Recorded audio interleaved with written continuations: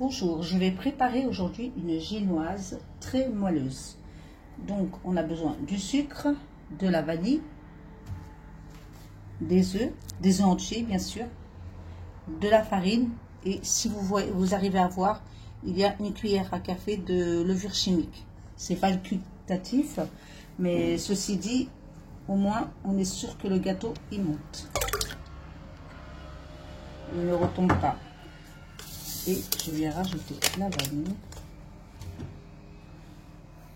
Voilà, je vais laisser battre à peu près 10 minutes, bien 10 minutes pour que notre pâte soit aérée pour la génoise. Je se retrouve juste après. Donc voilà, après avoir laissé 10 minutes flotter, regardez comment la pâte doit devenir. Elle doit se tenir. Alors maintenant, je viens verser la farine ainsi que la levure. Comme vous le voyez, je vais la verser en 2 ou 3 parties. Je viens mélanger délicatement. Voilà, regardez comment la pâte est bien lisse. Voilà, c'est comme ça qu'elle doit être. Si vous versez tout d'un coup, vous obtiendrez des grumeaux. Donc c'est pour ça qu'il faut la verser en plusieurs fois. Et là, on vient tourner délicatement.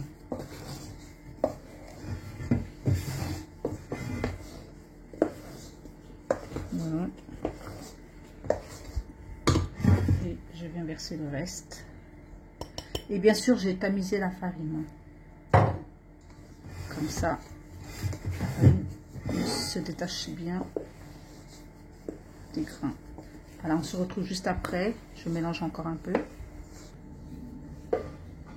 Ensuite, après avoir bien mélangé la farine délicatement, je viens verser toute la pâte dans le moule beurré. Voilà.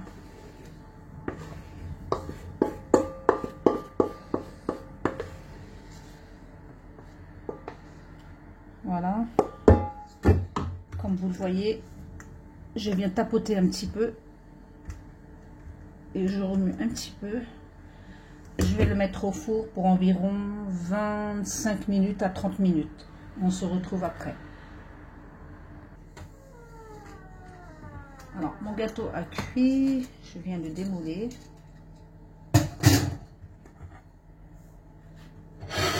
J'espère qu'il n'a pas collé.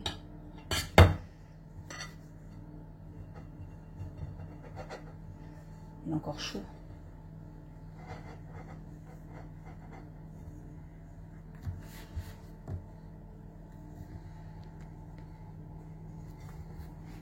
J'essaie de dénouer.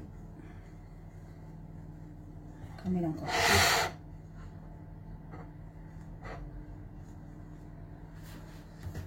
J'espère qu'il n'a pas collé. Voilà, c'est bon. Alors regardez comment il est extrêmement moelleux. Vraiment comme je Voilà, mon gâteau est terminé, ma génoise est finie. Voilà, je vous invite à tester la recette et vous me dites en commentaire comment vous comptez le décorer. À bientôt.